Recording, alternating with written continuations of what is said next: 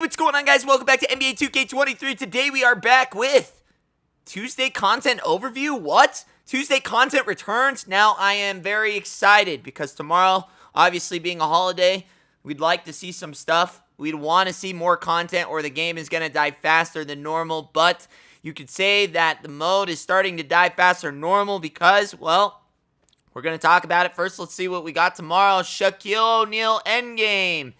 I guess we're just putting the main card with Endgame at the end of it, I guess, because there's no Season 8 cards with this promo, at least not that they're showing in the advertisement here, but let's talk about the first two cards. We'll get into the Endgames. First one, Grant Hill, shooting guard, small forward. Too little, too late, man. We have countless 6'7" to 6'9", even 6'10" guys at this stage of the game. I don't know what Grant Hill is going to do other than provide for a theme team. So if you are building a Pistons theme squad, then there you go, Grant Hill. Have at it.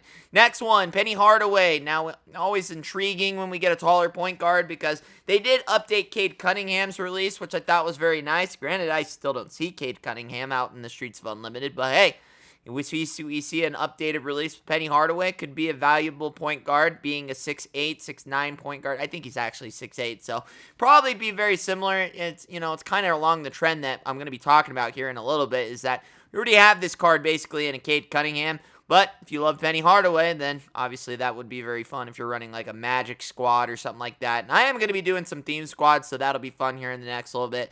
But the last part here is the endgame cards. Now, everyone loves endgame cards. Why? Because they're the best of the best. They have cheesy animations, but they have not done anything to change the cards up, where last year we saw 3 different releases. We saw different behind the backs. We saw different dribble animations, different leaners, different things of that nature.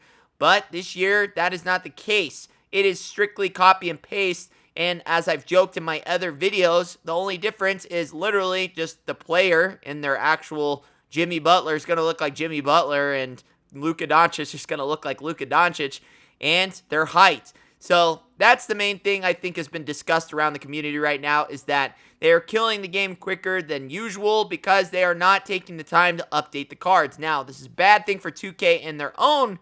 They should care about this as well because, well, they charge us $50 if you want to get an endgame card. Now, very intriguing to do so if there's some differency there. No one's going to pay you $50 for Jimmy Butler when you already have a card in Luka Doncic that plays the same and does everything but is an inch taller. You're not going to get $50 for that. You got to change things up. If 2K, this is where I get a little baffled by the 2K marketing. They want to make that money, but they're not really taking the time to put in the little details to make that extra coin. But I do think that's a right step in the right direction.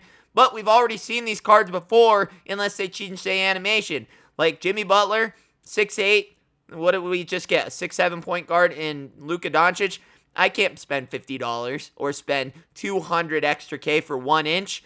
I know that I also joked that an inch is everything, but when it's an end game and every card literally plays the exact same with the same animations, you're not going to see a difference there. Also, Shaquille Oneal, we just got this card as well. His name is David Robinson. You need to change this game up. You need to change the end game cards, at least the animations, at least in the shot department. There are other cheesy animations that can be given to these cards that make them ultra elite, but they got to make the time that they need to in order to adjust these. And you could argue that Endgame Shaq has already been released because he already has a cheesy-ass release with his Invincible card. So that's another thing. It's not as fast, obviously, as it's going to be as this Endgame card, but there were 3 different releases last year. I don't know why we only have 1 this year. Also, the last card here, Dwyane Wade. What a waste of an Endgame card. I do not like some of the selection choices that we're getting this year for Endgame cards. You could argue that you could get just as much done with the free Curry that they gave you over this Dwyane Wade card. You are not going to see much of a difference, and you will get just as bullied with the Dwyane Wade as you would a Stephen Curry. So why you would even give Dwyane Wade an endgame card? Hey guys, looking for cheap and safe MT? Go and check out u7buy.com. A6K is rebranded with u7buy.com. They're safe, reliable, and make sure you visit my link in the description below. And if you don't use the link, I don't get the credit, so make sure you click the link. u7buy.com. Go get the card you really want. Is beyond me at this stage. I just don't get it. Losing this is where you can kind of see the lack of experience or maybe the lack of knowledge with some of the developers, as it's not about the names. We don't care about Dwyane Wade. We don't care about some of these names. You're giving us popular names, but they're not usable in 2K. And if they're going to be the same, literally every card except one looks like Shaq, one looks like David Robinson, and literally the only thing changing is their heights, there's just not enough meat on the bone here. You might as well close up the butcher shop because we're not getting any meat on the sandwiches, folks. It's just not there. So 2K does need to take a step back here, realize what kind of money they're going to be losing by just literally copying, pasting endgame cards and just changing the player archetype and their height. That's not enough. You got to see new players, got to see different animations, got to see players of value to the mode. Dwyane Wade's not going to be one. I do think Jimmy Butler's deserving of one, especially after the year he had this year. Shaq, little soon for an endgame.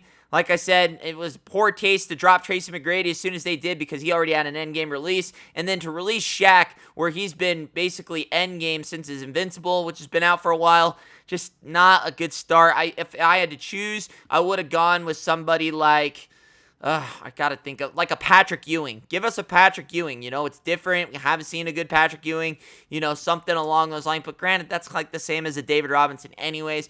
But, what about, like, why don't we start getting into some cheesy stuff? How about an endgame point guard Scottie Pippen? Or, like I said, but we got to see some difference in the animations, because it doesn't matter what name I change it to if they all play and it's just copy and paste the animations. So 2K does need to change this up. I love that we're seeing 2K content, but just need little tweaks here, and we're right back on track. We're right back on track. And this is not me griping. I love that we're seeing Tuesday content, but I feel like we are losing a little bit of the audience, a little bit of the momentum.